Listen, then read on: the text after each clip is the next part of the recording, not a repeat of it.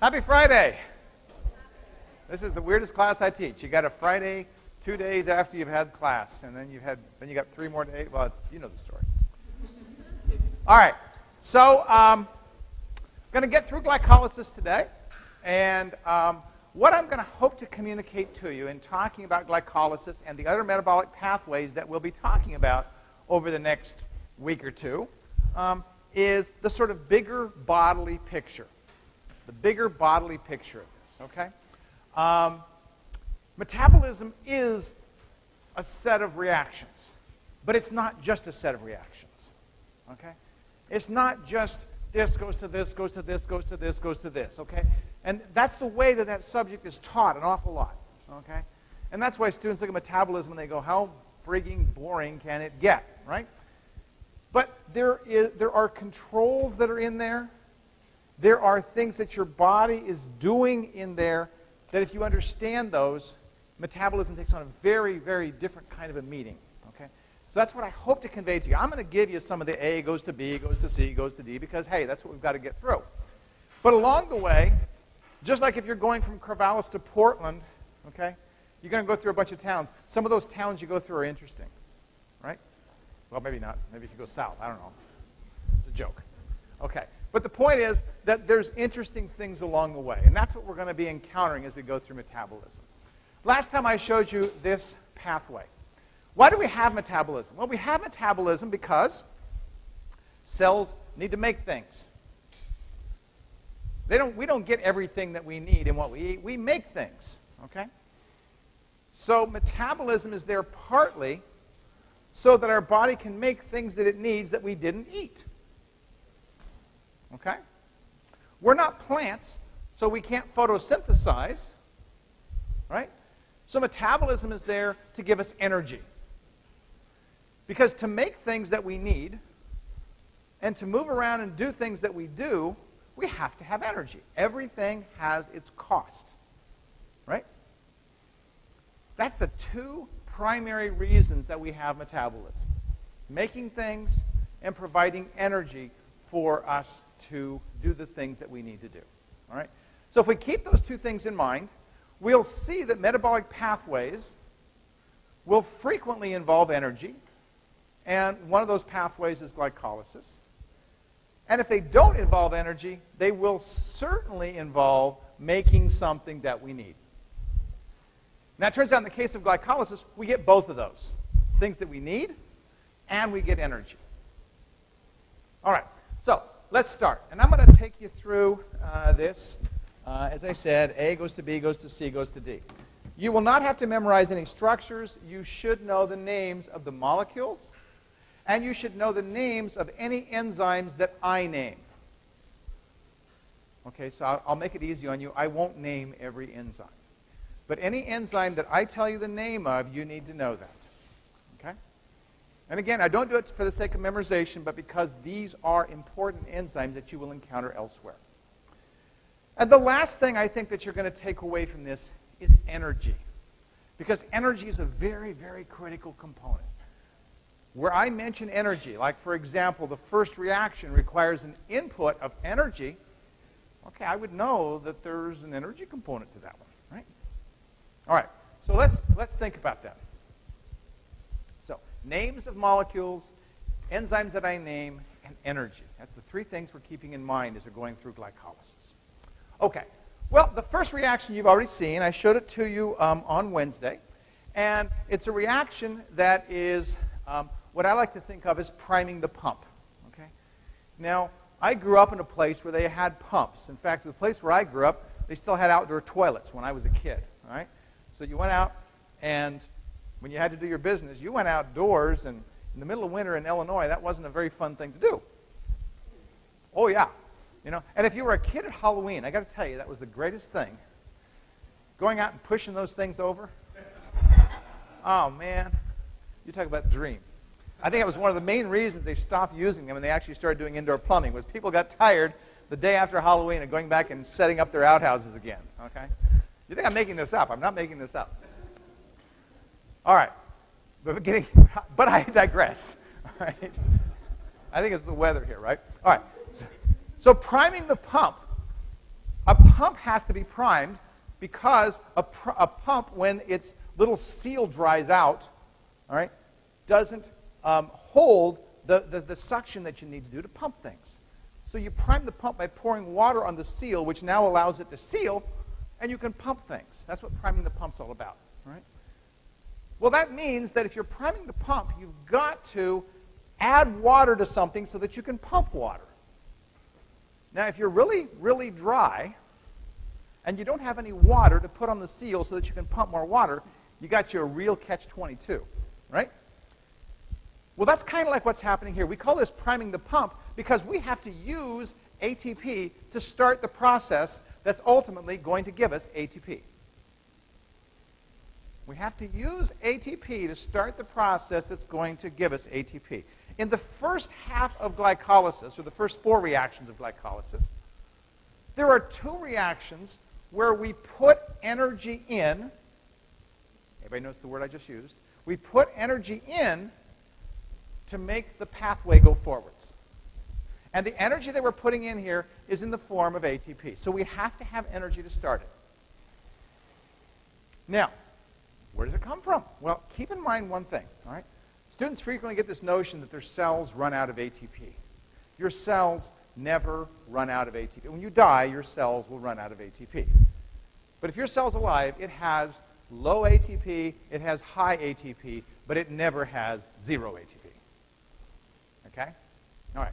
So there's ATP in there. You need ATP to get the process started because what you're doing is you're putting a phosphate onto position 6 of glucose. And I know that you guys have all memorized the structure of glucose, so when I say position 6, you're going, oh, that's that one that was up above the ring. There it is. Right there. Okay? It draws it in the straight chain, but it's just as easily drawn in the circle. Doesn't really matter if it's straight chain or circle. Okay? At this point. Now, we create something called glucose 6-phosphate. All right? The enzyme that catalyzes that, and here we go, here's an enzyme name, is called hexokinase. And the enzyme name, like virtually every enzyme in glycolysis, the name tells you what it does. Hexo means 6. Kinase means puts a phosphate on. So this enzyme puts a phosphate onto a 6-carbon molecule. It's called hexokinase. I give you the name of that enzyme because there are 3 enzymes in glycolysis that are what we call regulatory enzymes. They help to control whether or not the process moves forward. Okay? This one's a very common strategy for controlling a metabolic pathway. All right? Why do we have to control a metabolic pathway? Well, since I didn't get to teach you the section on enzymes, I'm going to tell you something I normally tell my students about enzymes. Okay? Enzymes are really remarkable things. Okay? Enzymes speed reactions because that's what a catalyst does. You guys took general chemistry, you took organic chemistry, and you learned about chemical catalysts, and you learned that chemical catalysts can speed up a reaction 100 times or 1,000 times. Really remarkable, okay? An enzyme is a protein catalyst, meaning it's a catalyst made of protein. A good enzyme catalyst can speed up a reaction 170 quadrillion times. I said that correctly. 170 quadrillion times. That's 170,000 trillion times. Holy shit. Enzymes are pretty magical, right? They're pretty darn magical. Well, let's imagine, if you will, that enzyme could convert a heck of a lot of reactant into product. The reactant's the starting material, the product is what you make. And let's imagine that the next enzyme can do the same thing, and the next enzyme can do the same thing, and the next enzyme can do the same thing, and I have a limited amount of glucose that I want to break down for energy. Let me put it in a different term. Let's imagine, if you will, that instead of having, I don't know, a a 1989 Volkswagen with 250,000 miles on it to go to Fred Meyer, you have a Maserati that is capable of going there at, let's say, I don't know, 500 miles per hour, just to throw a number out there. Do you suppose that on the way to Fred Meyer at 500 miles per hour from where you live, that you might run into a little bit of trouble? Yeah, okay? You might not even have that Maserati around for very long, right? Okay, that's the problem with enzymes. Enzymes are really good at doing things really fast, but really fast can be a problem if you don't control them. They put brakes on Maseratis for a reason. Okay? Regulatory enzymes are important. Controlling an enzyme is important because if I don't control the enzyme, all of a sudden, poof, all of my glucose is gone. Not a good career move, right? So having regulatory enzymes, enzymes that the cell can control whether or not they catalyze a reaction, turns out to be really, really useful. Now, most metabolic pathways have a very simple regulatory scheme. You might say, well, every enzyme's got a brake, just like every car's got a brake. Well, there the analogy falls apart. Putting a brake on every enzyme isn't very efficient for the cell.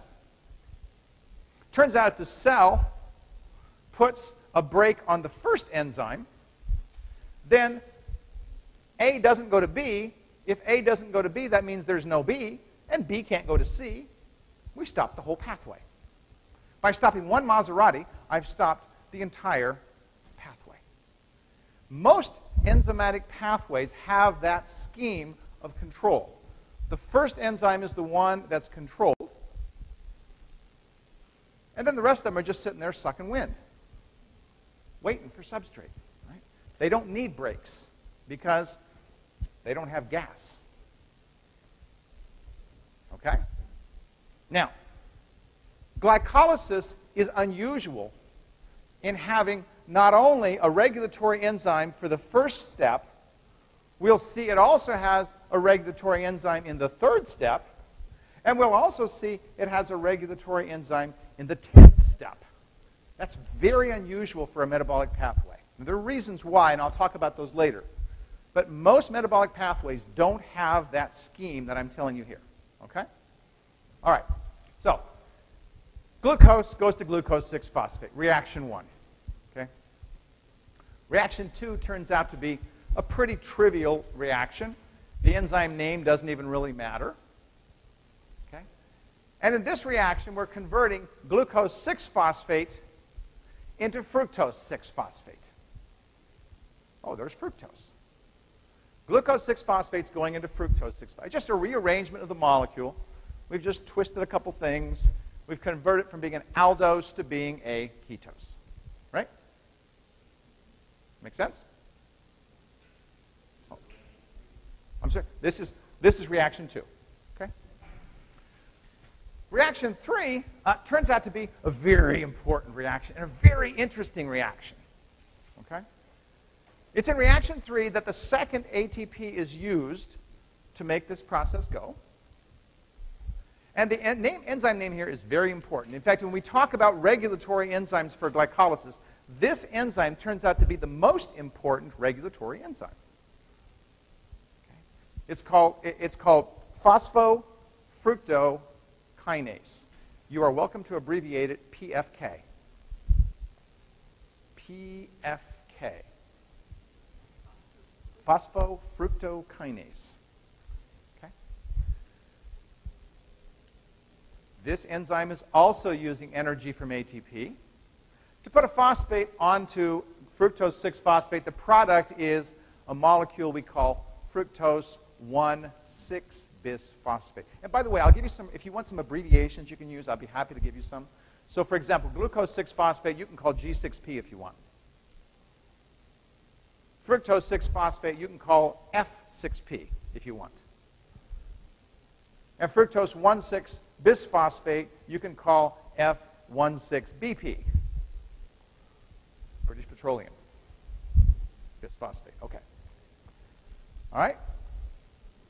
Now, the fact that we had to use ATP to put the phosphate on there tells us something.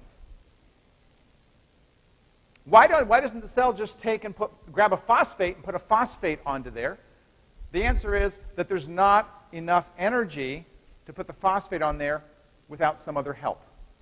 The other help comes in the form of the ATP. So the ATP is donating energy to put that phosphate on there. That tells us that glucose 6-phosphate, for example, has more energy in it than glucose. It tells us that fructose 1,6-bisphosphate has more energy in it than fructose 6-phosphate did, because it's taking ATP energy to put that phosphate on there. Okay? All right. The next step is one more enzyme that I'm going to give you, and then I'm not going to give you another one until step 10. Okay? The next one is catalyzed by an enzyme called aldolase. Oh, I'm sorry, I didn't give you the name. Yeah, I give you PFK. Okay. Aldolase. Aldolase catalyzes the splitting of fructose 1,6-bisphosphate. The splitting. So fructose 1,6-bisphosphate has 6 carbons. Aldolase splits it into 2 molecules of 3 carbons each. Okay? This is an unusual reaction. An unusual reaction. This reaction is energetically fairly unfavorable. Fairly unfavorable.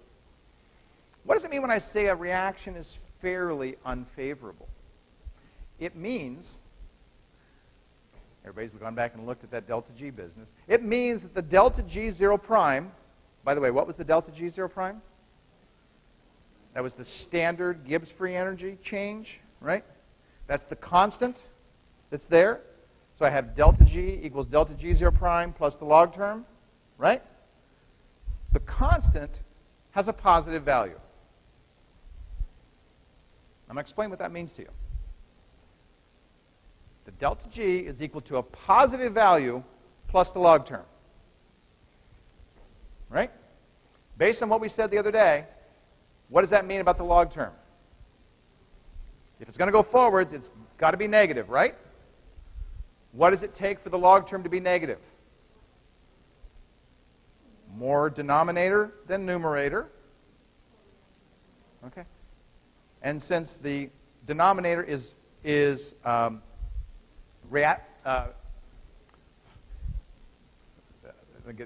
me back up here. Okay, so I've got a positive term plus the log term. Okay, B over A. All right, product over reactant. Right. That means I've got to have a lot more reactant to make it go forwards. That's what an energetically unfavorable reaction means. I got to dump a bunch of A in there in order to make this reaction go forwards. We're going to see the cell uses a very cool trick. I'll tell you about the trick later. But what I want you to have in your head right now is the fact that in order to make this guy go forwards, the cell's got to dump and make a whole bunch of A, and A, of course, is fructose 1,6-bisphosphate. Okay? There's A, and down. Good job. And down here is B. There's 2 B's, but that's another matter. We'll just assume it's 1 B. Okay? All right. So we've got an energetically unfavorable reaction. That energetically unfavorable reaction we can think of as a hill that the cell has got to get over in order for this guy to go forwards. All right? There's 2 molecules made by that breaking of fructose 1,6-bisphosphate. One's called glyceraldehyde 3-phosphate, which you can call G3P. Okay? And the other is a 3-carbon molecule called dihydroxyacetone phosphate, which you can call DHAP. G3P, DHAP. And these 2 molecules that are made are very similar in structure, as we shall see. Very similar in structure. Okay? We've just finished the first phase of glycolysis. This phase is called the energy investment phase because we've already used 2 ATPs, and we haven't gotten anything out yet. Okay? Questions? All right.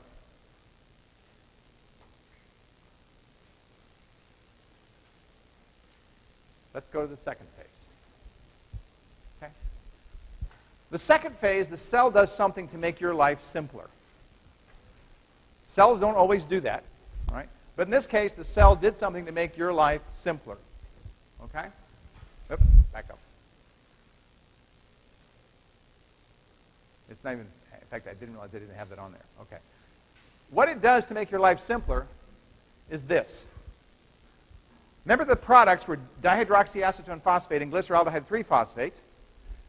The cell has an enzyme called triose phosphate isomerase, which you don't need to know that. I said it, but I take it back. You don't need to know that. Okay. I retracted what I just said. You don't need to know that. All right. But it has an enzyme that shall remain unnamed. All right. That converts DHAP into glyceraldehyde 3-phosphate.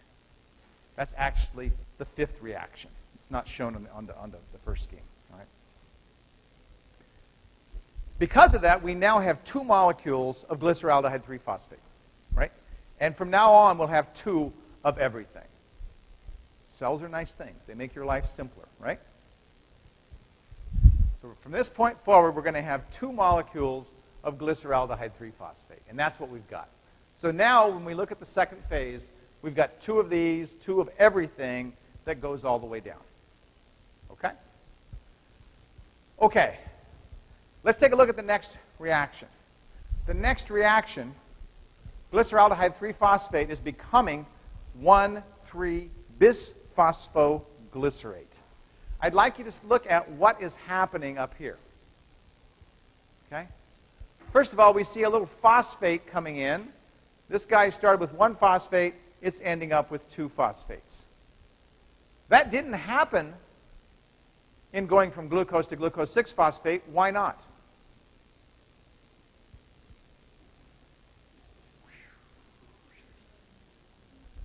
I just told you. It requires energy, right? Why doesn't it require energy here? It required energy to put it onto the glucose. It required energy to put it onto the fructose 6-phosphate. Yet here, I have a phosphate going on. And why isn't it requiring energy here?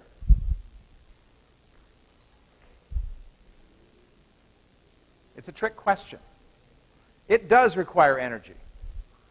Where does the energy come from? From where? The electrons. And what's happening with the electrons? You have an oxidation going on, right? So she's right. It's the electrons. Whenever you see NAD going to NADH, you see that NAD is picking up electrons, and if NAD is picking up electrons, those electrons are coming from somewhere else, which means an oxidation is occurring. And from what I told you before, oxidations almost always provide energy. So it's a trick question. There is energy required, but it's not coming from ATP. It's coming from an oxidation reaction. Now we've got something cool. We've got a very high energy molecule, as we're going to see in a minute. 1,3-bisphosphoglycerate. Dr. McFadden talked about hemoglobin, right? Did he talk about 2,3-BPG? Oh, it's too bad. This is one of my favorite topics. He didn't talk about 2,3-BPG? Or if he did, nobody's going to claim to remember it now, right? So, all right. I'm going to tell you what 2,3-BPG, and this is just for your own knowledge. You don't need to memorize this or anything. But I love to lecture about hemoglobin because there's so much in this molecule that people get fascinated with when they actually see it. In fact, if you want to see my lecture on hemoglobin, look on YouTube. It's called Kevin's Favorite Lecture. It's a very general lecture, but it's about hemoglobin, okay? Hemoglobin carries oxygen in the body, right? And hemoglobin is designed to carry oxygen where oxygen's abundant, so it picks up oxygen in the lungs, and it's designed to let go of that oxygen when it gets to places where the body needs it, okay? Well, there's several things that cue the hemoglobin that this is a place where the oxygen is needed. One of the things that cues it is a molecule called 2,3-BPG. Sounds very much like 1,3-BPG. Okay? 2,3-BPG, all right, binds to hemoglobin, and when it does, hemoglobin lets go of oxygen. Very cool. Is there a connection? Well, there is sort of, as we'll see in a minute. Okay? It turns out that 2,3-BPG is produced as a byproduct in cells that have very rapid metabolism. Well, cells that are going through very rapid metabolism need oxygen. Not a coincidence. Hemoglobin is designed to bind 2,3-BPG and let go of oxygen. Very cool system. Okay? So I want you to keep that in mind, not on 1,3-BPG, but in a minute when I talk about 2,3-BPG. That's what 2,3-BPG is doing. Okay? Well, 1,3-bisphosphoglycerate is, as I said, a very high energy molecule. Okay? Very high energy molecule. It has so much energy, it can put a phosphate onto ADP and make ATP. You remember I said that those phosphates didn't want to be together? Right?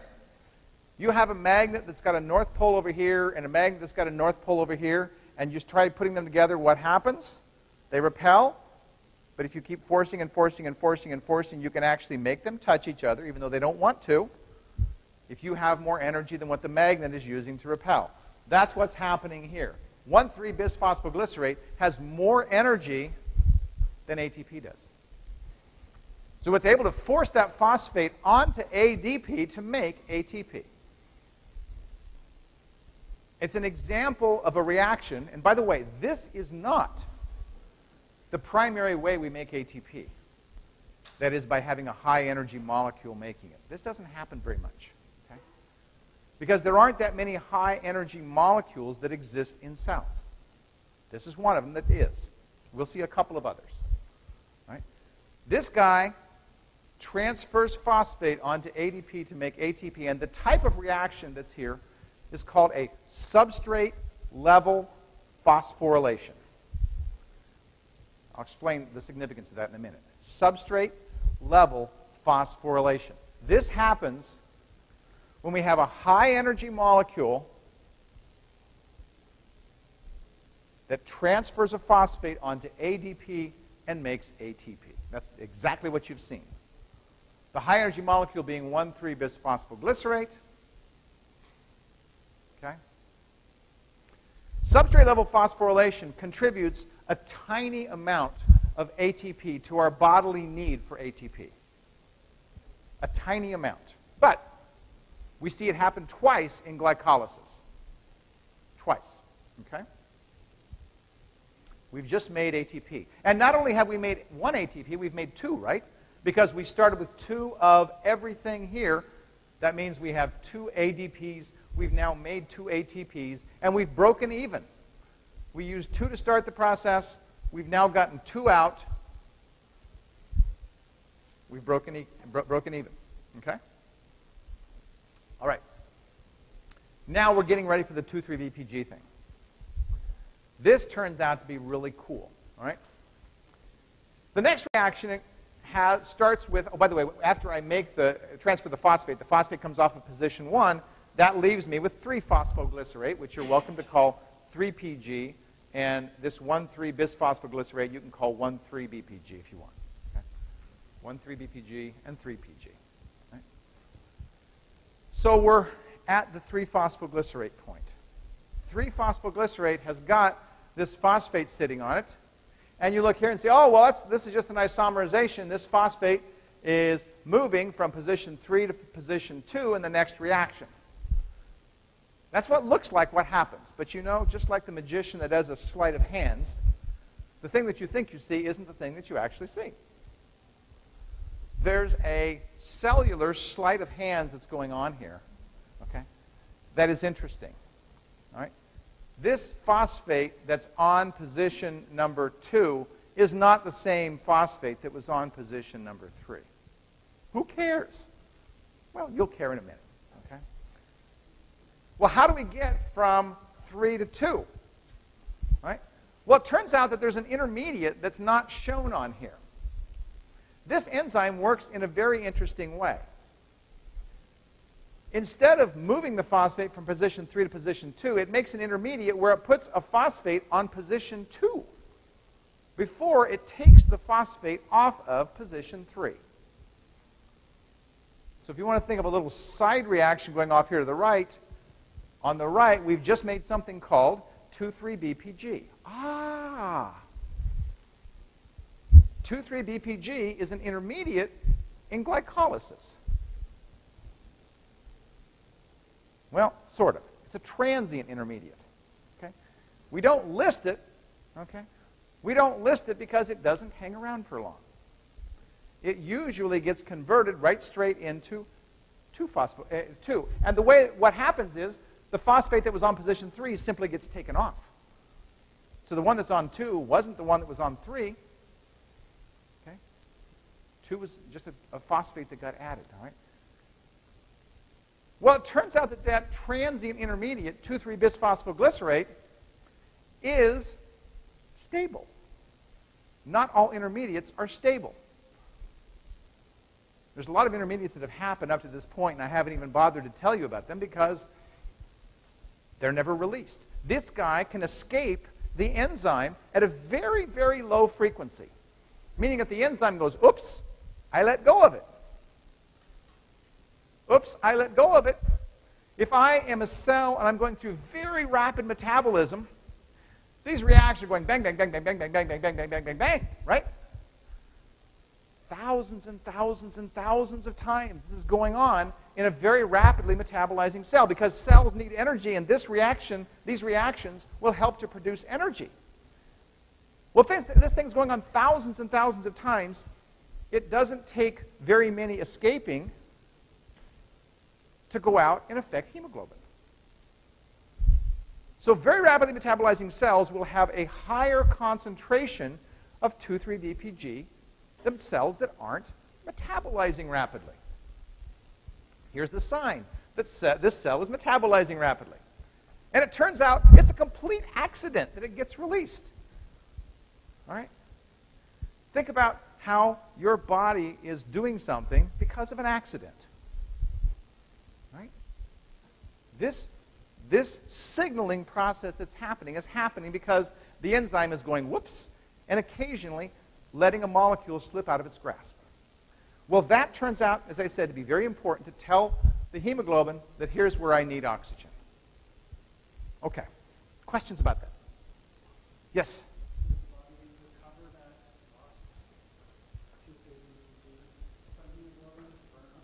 Does the body recover that lost 2,3-BPG to recover? It's a very good question. I wasn't going to say this, but since you've asked me, I'm going to tell you. And you're not responsible for this either. Okay, I'll make you the deal. I don't want to discourage questions. All right. 2,3-BPG is grabbed by hemoglobin. By this point, it's out of the cell. And 2,3-BPG favors hemoglobin letting go of oxygen, which is really good when hemoglobin's full of oxygen. But if hemoglobin makes it back to the lungs with 2,3-BPG in it, it's not going to want to grab more oxygen. In fact, it's in a low binding state when it's bound to 2,3-BPG. It doesn't want to hold on to it. So if it made it back to the lungs, that is, if hemoglobin made it back to the lungs, holding on to 2,3-BPG, you would not pick up nearly enough oxygen. Okay? So it turns out that this binding to hemoglobin is not covalent. Okay? It's what I call on-off. Pops off, pops on. Pops off, pops on. It's just back and forth, hydrogen bonds that bring it back and forth together. Occasionally it pops off on the way back to the lungs, and a cell grabs it and then uses it for its own glycolysis. So 2,3-BPG is an energy source for cells. That's kind of cool. It's actually helping the cell to make additional energy.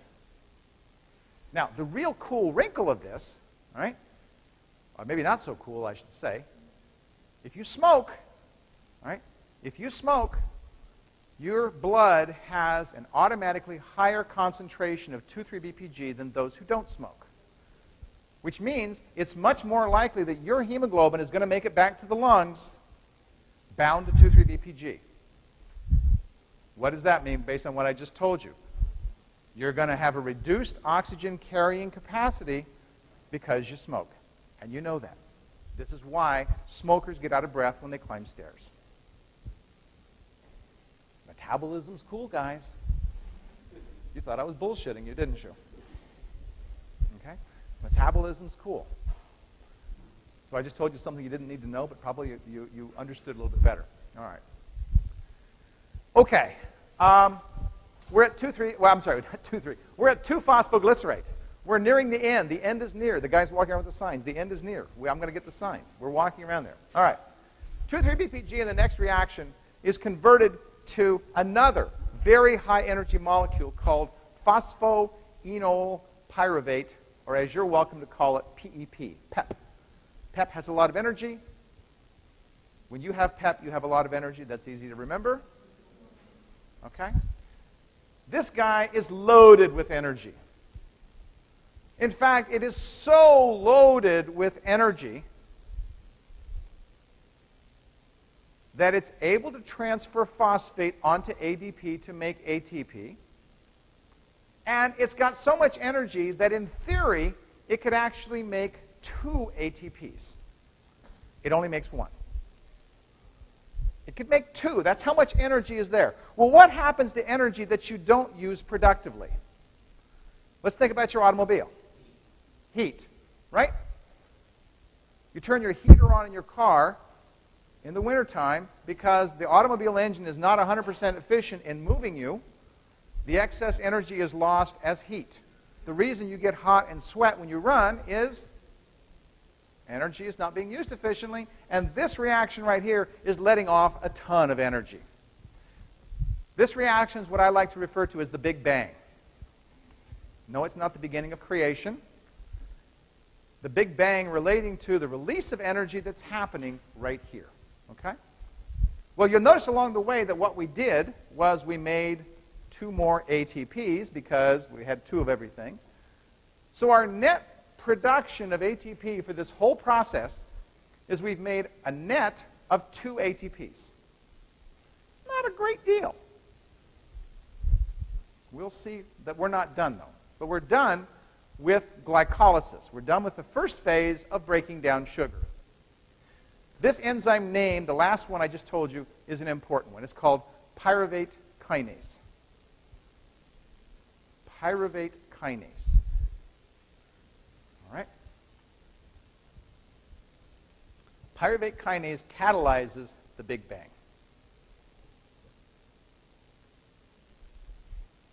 Now, let's review what's happened.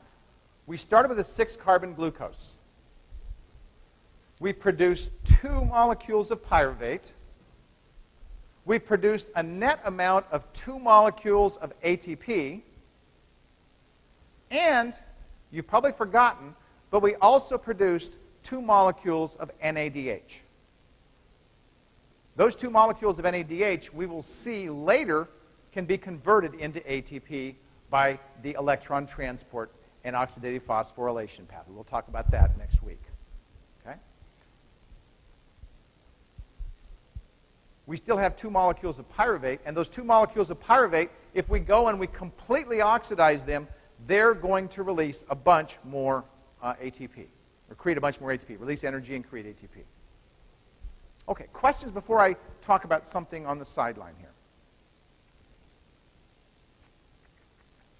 Okay? All right, so there's phase 1, there's phase 2. Let's talk about regulation. I've started talking about it, and I haven't given you a lot of feedback about regulation. You go, oh my God. You're laughing. Evil laugh here, right? Okay. I'm going to make it simple for you. I like to make it as simple as possible, because simple understandings are the best ones, right? The simple ones are the ones you're going to better understand, right? All right. So I'm going to keep this simple. That's my promise to you. The first one, we're not going to worry about. I want you to know that hexokinase is a regulated enzyme, but its regulation turns out to be kind of complicated, and we're not going to worry about it. I want you to know it's a regulated enzyme, but we're not going to talk about the mechanism. The second enzyme is phosphofructokinase, PFK, right? Did Dr. McFadden talk about allosteric enzymes? Oh, man, this is really pushing me, guys. All right, I'm going to tell you briefly what it means. How do cells control enzymes? Well, there's several ways that cells can control enzymes. All right? One of the ways in which a cell can control an enzyme is by having the enzyme bind to a specific molecule. And when it binds to a specific molecule, certain enzymes, like PFK, will either be activated or inactivated, on or off. Now, that's a little bit of an exaggeration because usually it's like more active, less active. But for our purposes, we'll just say on and off because that's simple. Okay? It turns out PFK can be turned on and it can be turned off. All right? What will turn it on? All right? Why are we going through glycolysis? What did I say was the reason we were going through glycolysis? Make something or make energy, right? Well, the thing we're focused on at the moment is making energy. Okay? The cell, if it goes through glycolysis, is going to produce 2 ATPs. So if the cell needs energy, it's going to be going through glycolysis. It makes sense. When your car is out of gas, you put gas in your car so it can go somewhere. When your gas tank is full, you don't put more gas in your car because you spill it all over the pavement. You make a mess, right? We don't want to be putting gas in the car if the gas tank is full, but if the gas tank is empty, we want to be putting gas in the car. We want glycolysis running when the gas tank is empty. We don't want to be running glycolysis when the gas tank is full. If the cell has plenty of ATP, the gas tank is full. If the cell has very little ATP, the gas tank is empty. With me? Okay. Notice what inhibits this enzyme. ATP. When the enzyme binds to ATP, the enzyme gets turned off. That makes sense. The gas tank is full, guys. And the best indicator of the gas tank being full is, holy crap, ATP itself. Okay? Perfect. We'll find that a lot of metabolism is this way. It's got very simple signals. Okay? Look at what activates it. I'll talk about F26BP in a minute. All right? AMP. What's AMP? AMP is adenosine monophosphate. Right? How do we get adenosine monophosphate? If we take a phosphate off of adenosine diphosphate. Why are cells taking a phosphate off of adenosine diphosphate instead of adenosine triphosphate? Because they're low on adenosine triphosphate.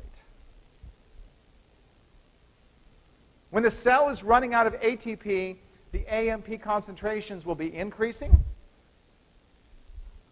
And AMP increasing concentrations say, hey guys, the tank is empty.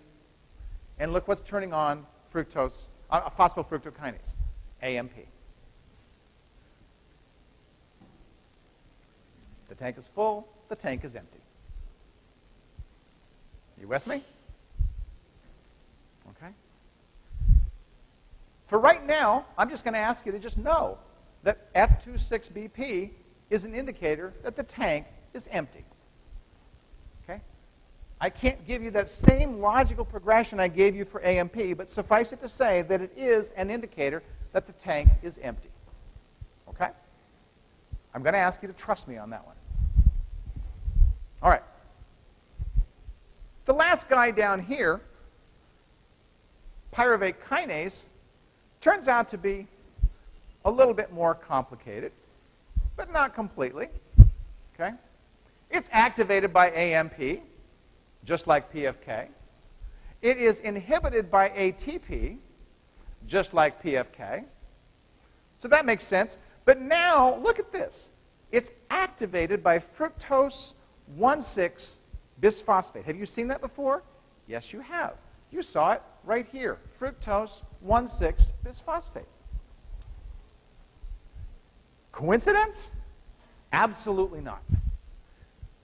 All right? I'm going to tell you this, and then we're going to sing a song. All right? That'll put you in a better mood than probably all this stuff is anyway, I hope. Okay. F16BP. What did I say about the reaction that went from F16BP down to here? Does anybody remember? Aldolase catalyzed it, makes the two molecules, and it's energetically unfavorable, right? Have a hump we have to get over. And I said one of the ways of getting over the hump was if we put in a bunch more A, bunch more reactant, and there's the reactant right there, fructose 1,6-bisphosphate. Let's imagine that I am escaping this building because it's on fire.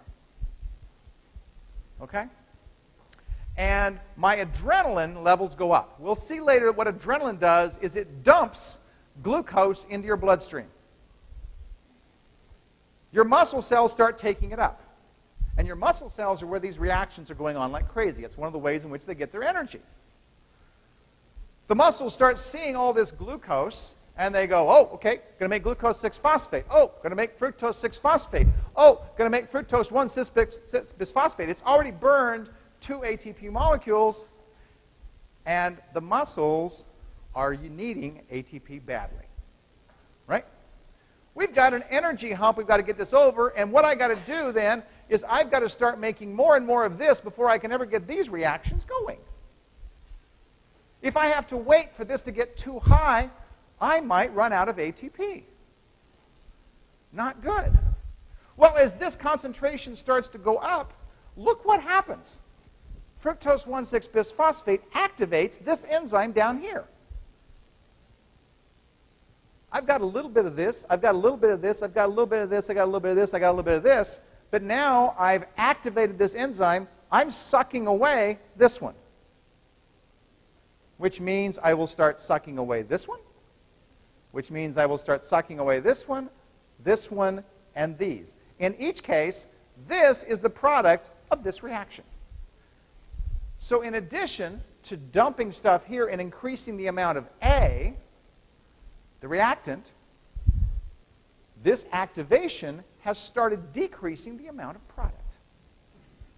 There's two ways of making that ratio get smaller. The cell is using both of them. Increase A, decrease B.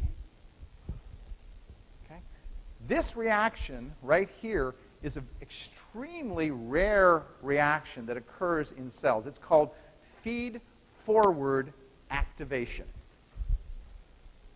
Feed-forward activation.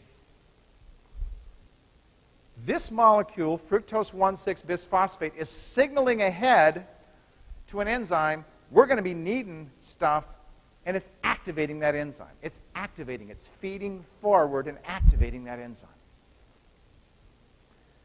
That's a lot of stuff.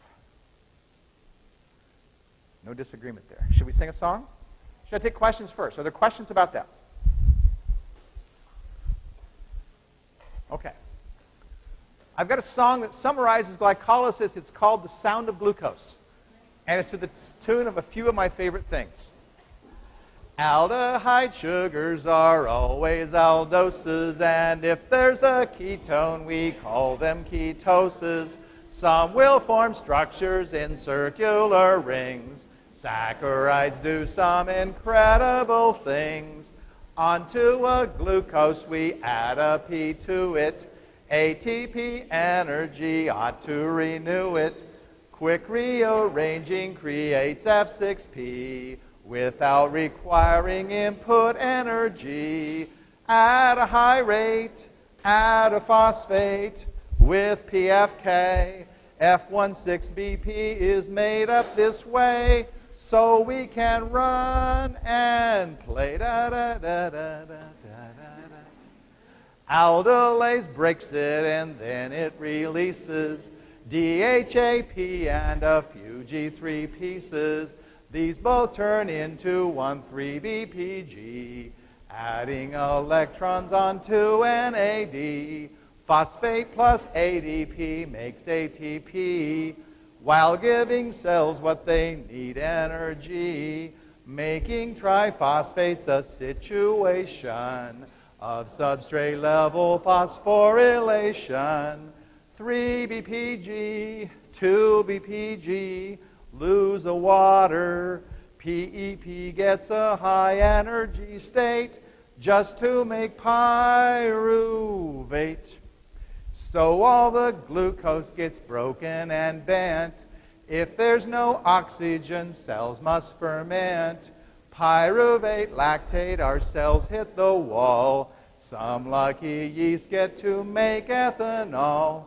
This is the end of your glucose's song, unless you goof up and get it all wrong. Break it, don't make it to yield ATP.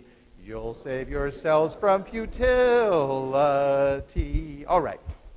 See you guys on Monday.